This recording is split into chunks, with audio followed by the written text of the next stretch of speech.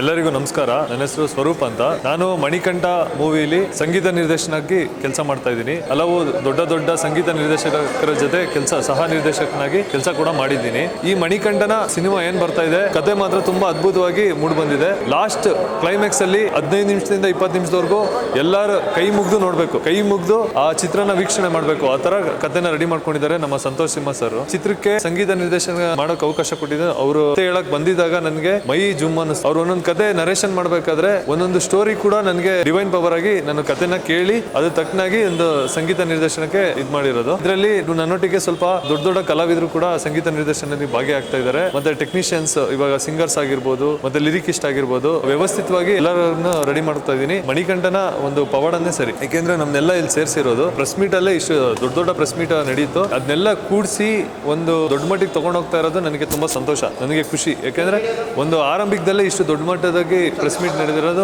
ಒಂದು ನನಗೆ ಸಂತೋಷ. ಎಲ್ಲ ಟ್ಯೂನ್ ರೆಡಿ ಆಗಿದೆ, 5 ಹಾಡು ಪ್ಲಾನ್ ಮಾಡ್ತಾ ಇದೀವಿ. ಎಲ್ಲ ತುಂಬಾ ಚೆನ್ನಾಗಿ ಬಂದಿದೆ. ಮತ್ತೆ ಒಂದ್ ಸ್ವಲ್ಪ ಇವಾಗ ರಾಜೇಶ್ ಕೃಷ್ಣನ್ ಸರ್ ಈ ತರ ದೊಡ್ಡ ಸಿಂಗರ್ಸ್ ಕೈಯಲ್ಲಿ ಸಾಂಗ್ ಆಡಿಸ್ಬೇಕನ್ಬಿಟ್ಟು ಎಲ್ಲರೂ ಪ್ಲಾನ್ ಮಾಡ್ಕೊಂಡು ಮಾತಾಡ್ಕೊಂಡಿದ್ವಿ. ಸರ್ ಎಲ್ಲ ಭಕ್ತಿಗೀತೆ ತರನೇ ಇರುತ್ತೆ, ಕಮರ್ಷಿಯಲೈಸ್ಡ್ ಆಗಿರುತ್ತೆ.